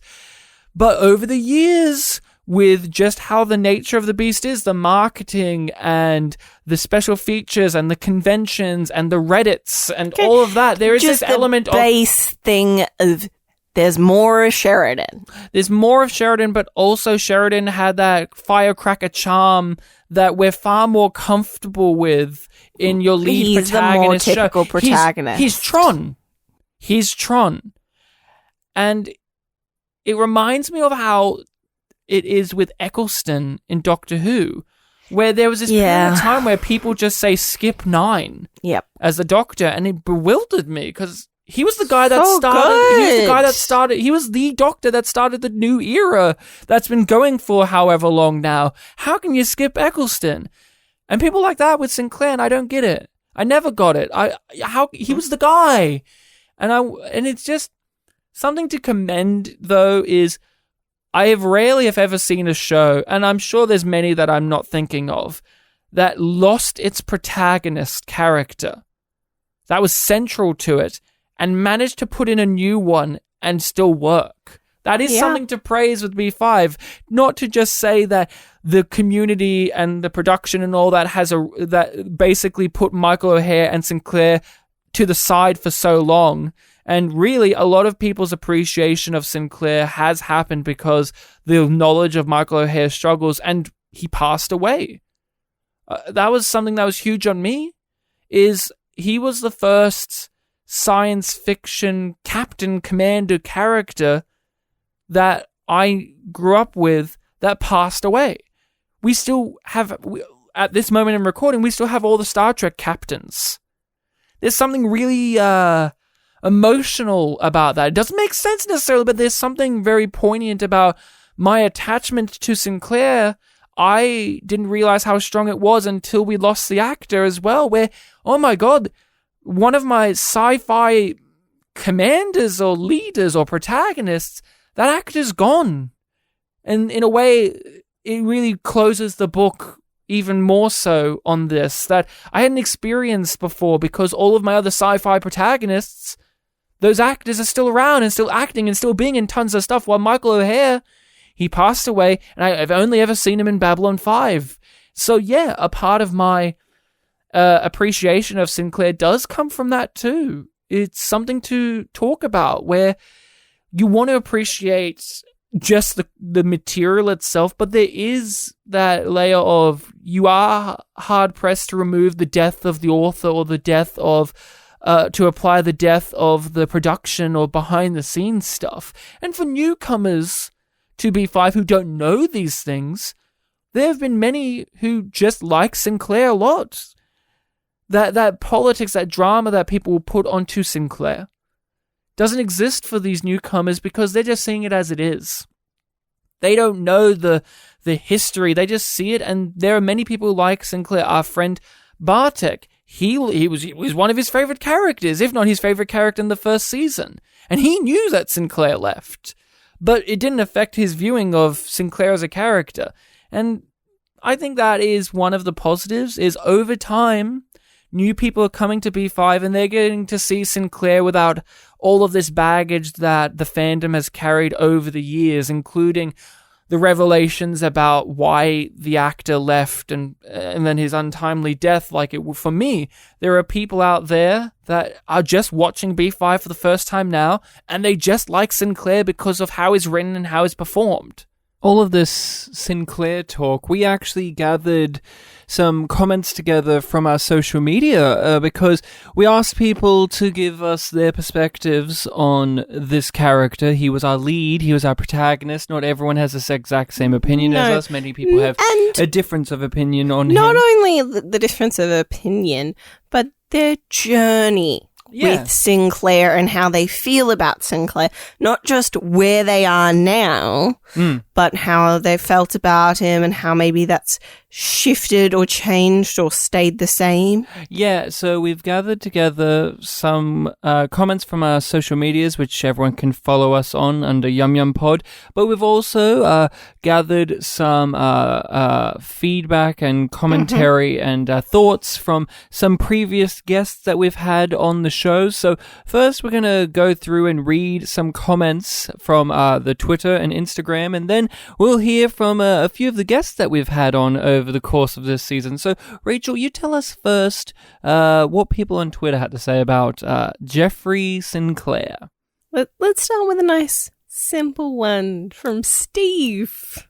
Mm-hmm. Steve from the last Best Babylon 5 podcast. Steve. Another great Babylon 5 podcast. People should definitely check them out. What else can I say but wanderers? Wanderers. It's our last best hope for peace. Wanderers. You want to give us an Instagram one? Yeah, sure. So we had a few on Instagram. We got a great comment from our good friend Jonathan Max Art on Instagram. He does sketch work on stuff, and he's done actually a few Jeffrey Sinclair ones. He had to say, just short and sweet, that he is a character that had a profound effect on me. My favorite character, even if he has the least amount of screen time. Hey. This isn't what we're not talking about. Warren Keffer. That's the person with the least amount of screen time. Thankfully. Yes. Okay, we have a tweet from @B5Communist. Yes. Comrade Sheridan, I do believe. Yeah. Let's see where your lenses lie. His theatrical experience showed in his stage presence. My first time watching. I was sad to see him go as the lead. Honestly, gave me my favorite performance for the opening credits. The entire monologue is incredible. It is incredible. Hence, Wanderers is one of the comments that we've got there. Back to Instagram, we have SpaceCat_Soot Sprite. It's one of those ones where you read it and maybe differently pronounced. They had to say, with every rewatch, I feel a deeper affection for the character, mixed with sadness over what could have been and everything Michael O'Hare endured. I'm forever thankful that he was able to return and play out one of the greatest reveals of all time. Bottom line, Sinclair was the exact right leader to set the stage for that was to come. It's one of the many reasons I'm infuriated when anyone suggests skipping the first season. Yeah, it's exactly right. And we have another tweet, our final tweet that you have gathered. Thank you for doing that, Ryan. Mm-hmm. From @MushroomBossa. It took me a while to warm up to Sheridan because Sinclair felt like such a compelling leading figure to me. Perhaps not the most interesting character of season 1, but certainly O'Hare had the gravitas to make you believe he was legit the commander of a space station. It's true. He has that gravitas. We all nowadays appreciate Michael O'Hare's presence on the screen, and that voice really does carry a lot. So we're going to give it on over to some of our previous guests to let us know what they think and with their journey about Sinclair. Hello, YumYumPod listeners. I am Bartek Kasprzak. I was a guest in the episode And the Sky Full of Stars. One notable thing about me is that for a long time Sinclair was one of my favourite characters, and now Ryan and Rachel have asked me to give a little bit of a speech about my journey with that character, and that is what I'm going to do for you right now. So, a lot of this will be a repeat of what I said back when the stars filled the sky, but hopefully it'll be better this time because it's newer. So, Babylon 5 was a show that I was pushed into watching by Ryan. He was always bringing it up in interesting places because minor characters and things just ended up being people who were on Babylon 5, especially on our other podcast where we had a show called The Mystery Box. But eventually, yes, he gave me his DVD copy of The Gathering, the pilot film, and he started giving me a lot of episodes, and so, of course, I started watching it. With that experience of The Gathering, the main character Sinclair, he felt like a kind of standard leading man with a boost of intrigue right at the end of that pilot, because for most of it it's this murder mystery, which some people call a bit weak, which fair enough, but at the very end you start learning a little bit about his backstory and how he has this mysterious past, and this smiling man that we were watching for all this time has a bit of depth to him, which would eventually be explored in the show itself. And when I did start watching the show early on, I was all about the ambassador characters, Londo, Jakar, all those guys. And there would be a couple of episodes where they wouldn't appear at all, and it was just about the human characters who I wasn't so big on. So it was a little bit slow going at first. But then up to and including the episode And the Sky Full of Stars, I grew to really appreciate Sinclair. And especially in that episode where the big intrigue about his backstory was explored and we got to see some good angry Sinclair. For a good while, when I would talk to Ryan about Sinclair, it was all about angry Sinclair. I really liked seeing him get angry. A lot of very emotional moments there. But as good as that episode was, and, you know, we've done a podcast on it already, I think the episode Survivors is where I truly became on board with Sinclair as my favourite character. He treated the Earth Force Major throwing her weight around with good humour among his friends, where he would find ways to undermine her authority to have his way, but then when he confronts her directly, he is furious and perfectly calls her out on how all she is doing is unprofessional and motivated by a personal vendetta she has against Garibaldi. I think that the two sides we see of Sinclair is a beautiful dynamic, and that really fuels what I really like about angry Sinclair. You know, he can be fun and joking with his friends, but then, when things get serious, angry Sinclair steals my heart. He kept it up for the rest of the season, with Eyes especially being another good one for angry Sinclair going up against that guy. But then when the season ended and I realized that I was already at the point where Sheridan was taking the lead, it took me a while to accept that, because for whatever reason I assumed that Sinclair was the main character of the first two seasons, not the first one itself. So I wasn't ready to essentially let him go. I did love how Sheridan distinguished himself from Sinclair. He would try playing with the same letter of the law trick that Sinclair always did, but not be as successful. and many characters highlighted how much of a bummer it was that the old guy was gone, which in a way felt kind of respectful to that character. And then finally, Season 3 happens. The legacy of a character I really like truly gets made, and their arc reaches a definitive conclusion. And I'm going to talk about Grey 17 is Missing instead.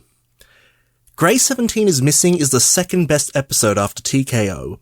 Ignoring the boring Mbryo plot, it is a story about Garibaldi discovering a secret location in Babylon 5 that was there all along, but nobody knew about. There were so many possibilities about what could be there that sparked my imagination, but really, the only thing I was thinking about was how Sinclair would have responded and acted upon the discovery of a new location in the ship he had commanded over for so many years. Even though he was already gone for good, and I had new favourite characters dancing about, Sinclair truly was still inside my head. I put the name Sinclair in an acrostic poem generator 3 times, and while the first 2 results sucked ass, I would like to read you the third result. S is for smiling, your smile lights up my day. I is for illuminating, a fount of knowledge. N is for noteworthy, having remarkable achievements. Actually says achievements, but I'll ignore that. C is for confident, believing in yourself. L is for lively, the life of the party. A is for addictive, one simply can't have enough of you.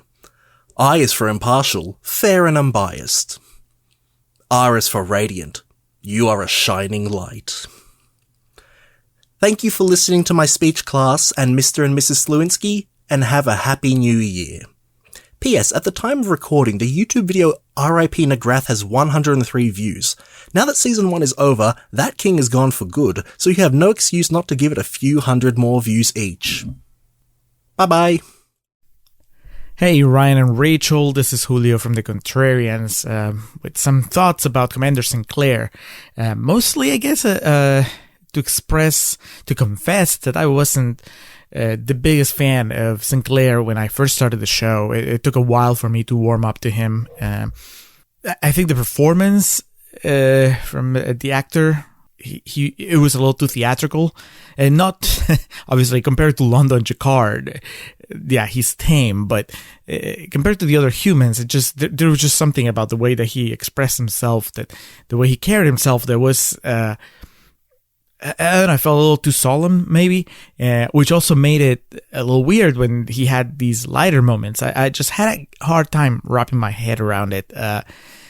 Eventually, I got over it. Basically, he was involved in enough interesting stories and had enough interesting character moments that I just, I guess as the season went on, I just accepted Sinclair as this captain, that was not exactly what I guess expected from the show. Sheridan, in a way, is more like what I expected. And now, in fact, after season 1, I think absence has made the heart grow fonder, because in a way, I've appreciated his character more once he was gone from the show. He, especially in contrast with Sheridan, who's the character that replaces him, Sinclair seems just a little calmer, a little wiser in a way, more of a diplomat, versus Sheridan is more of a young, he's more of military minded, I think, even though they both have a military past. I don't know, I guess Sinclair was kind of like the gentle dad that you don't want to make angry, and whereas Sheridan is more like the cool uncle. They complement each other well, which is, funny, because you never see them together until, I'm halfway through season 3 now, and he just came back to the show, Sinclair, so if I'm reading everything correctly, I don't think he's gonna be around for much longer, but it was cool to see him come back and just kind of see the evolution of his character, so to speak. I guess what I'm saying is, if I ever rewatch season 1 of Babylon 5, I'll probably appreciate and enjoy his character more than I did the first time around. Hey, Yum Yum listeners, this is Magellan from Chat's a Television Podcast, here to bid a fond farewell to our good friend, Jeffrey Sinclair. So for me, Sinclair is a character who my memory of him, I think, is different than my experience of him moment to moment or episode to episode. I think I was initially put off by what I perceived to be woodenness in Michael O'Hare's performance. And then it took me a little while to kind of warm up to Sinclair as a character. But in retrospect, knowing where he goes and how the character gets paid off, knowing what Michael O'Hare was going through off set and on set, but, off camera, I suppose.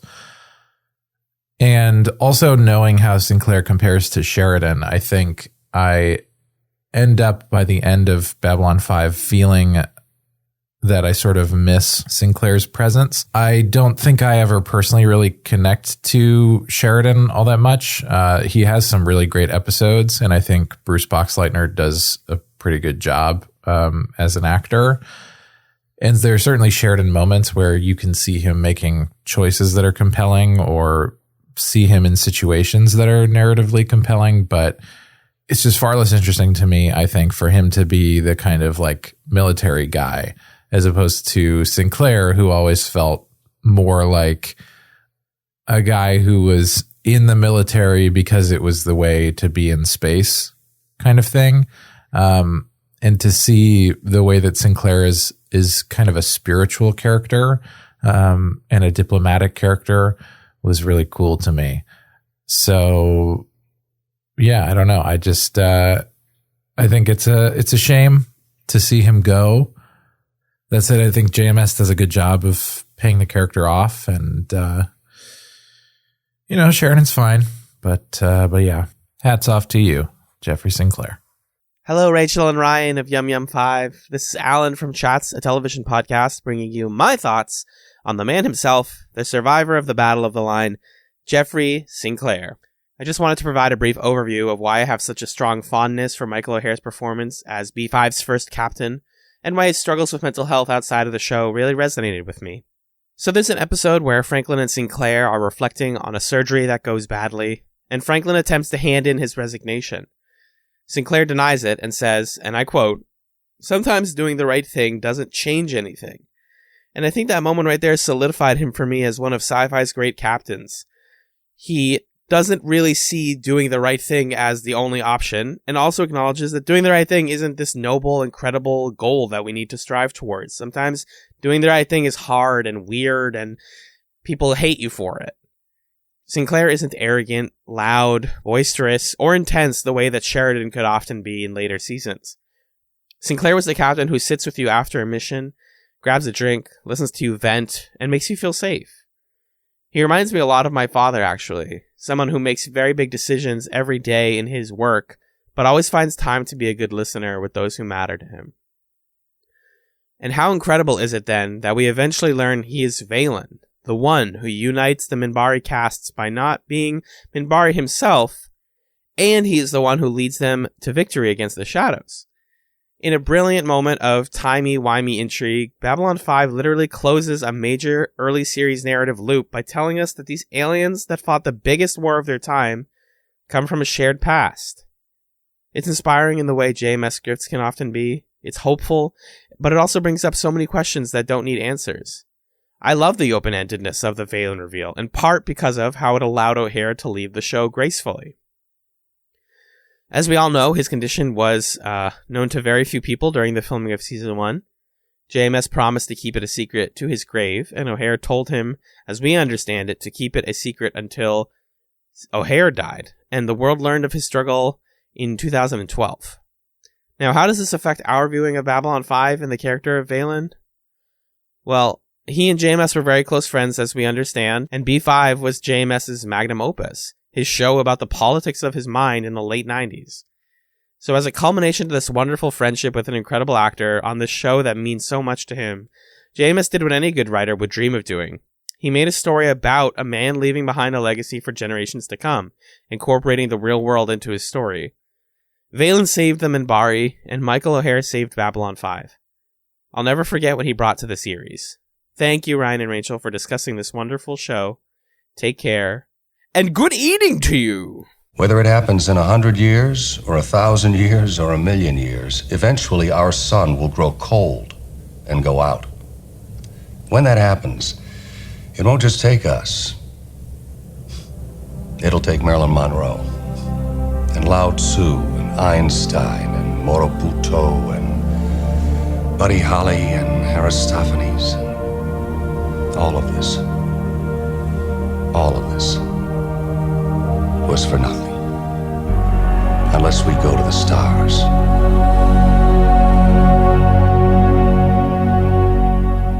So, as usual, you can find us in all of the places at YumYumPod or YumYumPodcast, or send us an email at yumyumpod@gmail.com.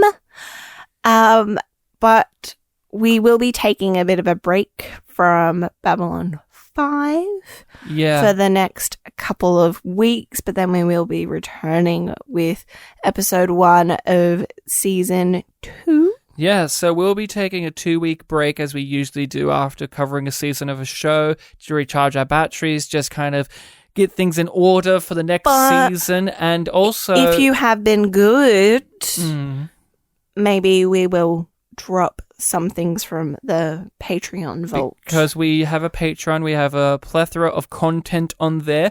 So during our break, we may release on the main feed a couple of discussions we've had on there. Sense 8 would probably be the wisest one, because that is another JMS production. Many people forget that JMS worked on that. But until then, we will be just on the social media. Catch us up on there. All this is in the description. But when we do come back with Babylon 5, as you said, Rachel, next time on Babylon 5... On the next Babylon 5... we'll be talking about season 2's first episode, which... what does the DVD brochure give up as the episode description for that one? So, according to this, it is episode 1, Points of Departure. New station chief, Captain John Sheridan, is tested by a warship leader, Richard Grove, who wants to goad him into initiating a battle so that Mbryo forces can justify a counterattack on Babylon 5. So that will be that. So, people, thank you so much for joining us along our ride of Babylon 5. We hope that you continue to join us. It has been a wonderful experience hearing everybody's thoughts and opinions on B5. It's always great engaging with you people on the social medias. It has been really wonderful.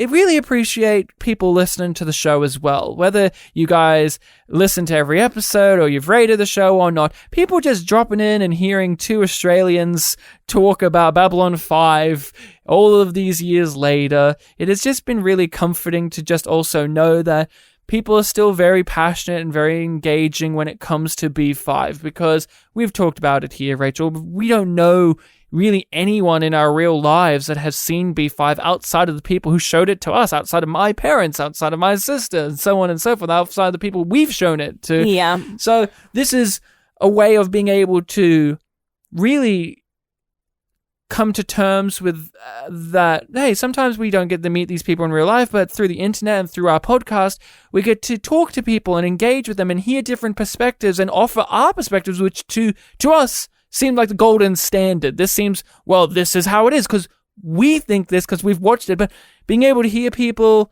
give us, hey, you know what? I disagree. Or, hey, I never thought of it like that before, has been a real reward on its own. I really did think that the reward would just be able to watch Babylon 5 and not Star Trek Discovery. That was enough. But no. That was enough for us to want to do it. And having all of these guests on as well, and we hope to have more guests on in the future as we go along, and obviously bring guests that we've had on before, because it is just also just great to talk about episodes of B5 that we're covering with people who have drastically different histories and relationships with the show. Can I really share fun. some less good news? Yeah. Yeah, in 2022, we'll be covering Star Trek Discovery, I know. Yeah. That's the sad news. So we need to give it time for all of the episodes to be out, watch all of the episodes, have a bit of a break, and then start our rewatch of Discovery. So we will probably be starting to cover the new series of STD after we've finished season 2 of Babylon 5. Maybe. We'll see how we pan out with that. But that's I said discussions maybe. for down the road when we actually get to there. But until then, people, Jakar would have said if he was sitting here talking to us about season 1, oh man, we got to work at our impressions of these characters because I don't do impressions often, but I wish I could. No, that's just something that's not in my wheelhouse. Good eating to you. That's Kosh saying it. He would say it actually, wouldn't he?